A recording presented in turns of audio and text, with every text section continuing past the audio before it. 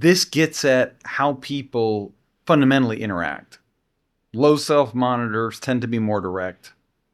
They tend to tell it like it is. And they tend to, when asked a question, they will answer.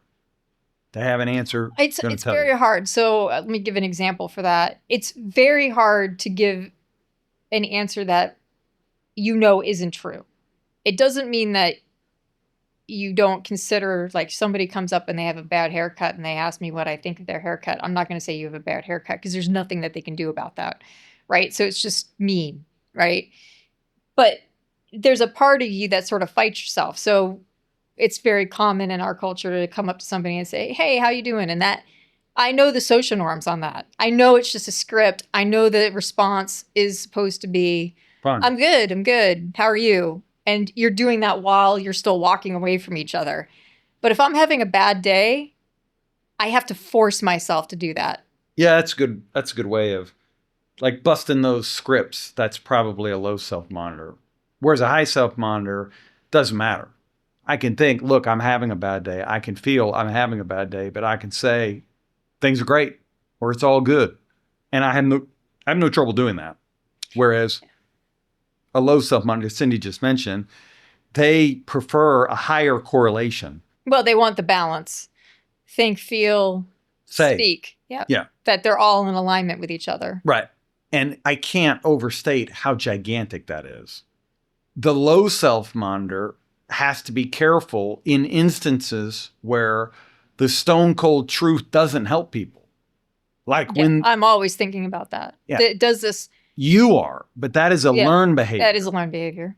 Of knowing this assessment for 20 years and knowing how behavior is largely instinctual with a little bit of lessons learned on top of it. And you're working very hard to put your lessons learned on top of it.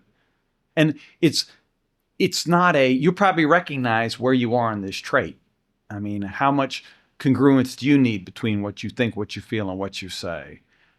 Do your emotions, can people read your emotions in your face?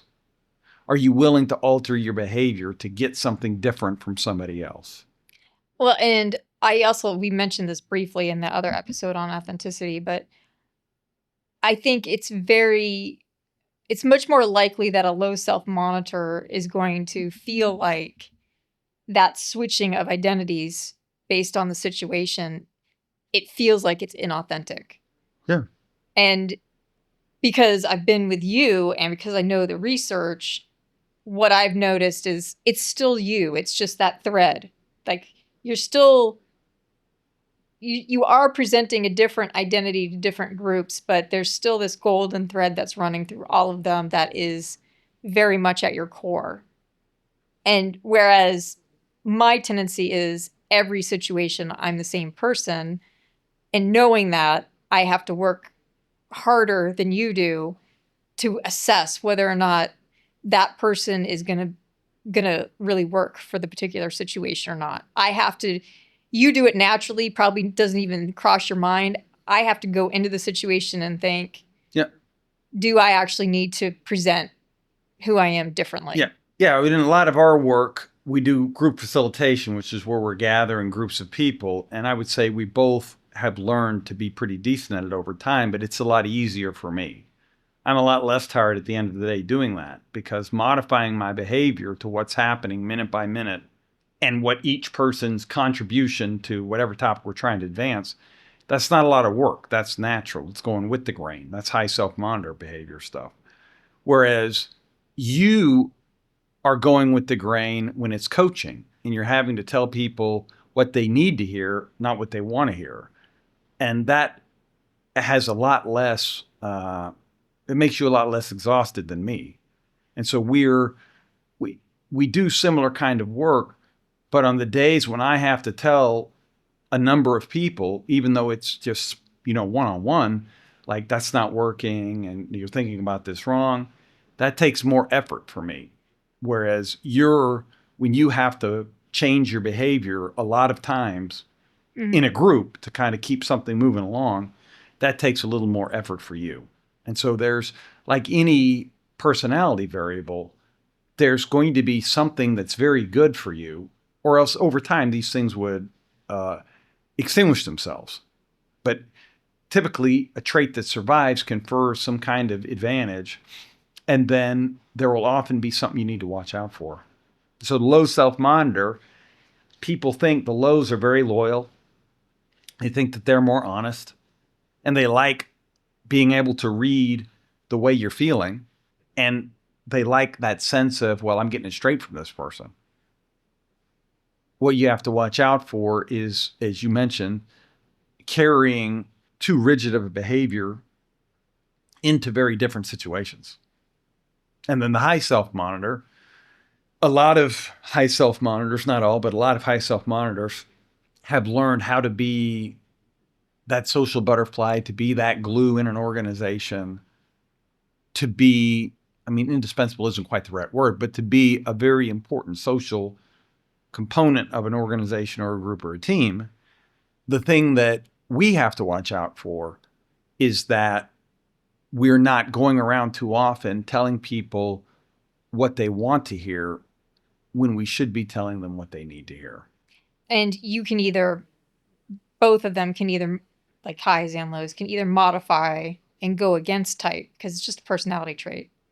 So yeah, it's not a handcuff. Right. You don't have to stick to it. Whatever you land on, you have benefits and you have a disadvantage, and you can go against that type to sort of help overcome that. But yeah, there are going to be situations that are more taxing for you. Yeah. And why we said your boss knows what you're thinking, that's if you're a low self-monitor, because it's going to be very hard for you to cover that up. You're going to be struggling if what you think and feel is different than what you're trying to say. And some of that pain, if you will, may leak out in your nonverbal cues and the way your facial expressions are. And people may be able to, your boss, your significant other, your coworkers may be able to pick up on that and know what you're actually feeling, even if you're trying to cover it up. Whereas you have a much harder time with a high self-monitor who chooses to kind of cover that up. Yeah, and then there's one other thing that I think is really important for managers to know, and it's an advantage for high self-monitors again. So it goes back to this idea that the high self-monitor has a better idea of the knowledge map between people in an organization. Who knows what, who has what skills. Right. And this is where the loyalty comes into play. This is why high self-monitors are not considered or perceived to be as loyal as low self-monitors, is that the high self-monitor will choose the person who has the skills that is best suited to the task. Right. Whereas a low self-monitor, partly, at least in part, because we don't have that knowledge map, we're doing, a little substitution error. Where we like this person, we see them good at everything, and so we just pick them and we apply them to everywhere. And I think that's why they get perceived as being more loyal, because they have a smaller group of people that they're working with, and then they're plugging them into everything. Yeah, we just had that at a place we work. Basically, a job came open, and it's very competitive, as everybody wants to be a part of this company.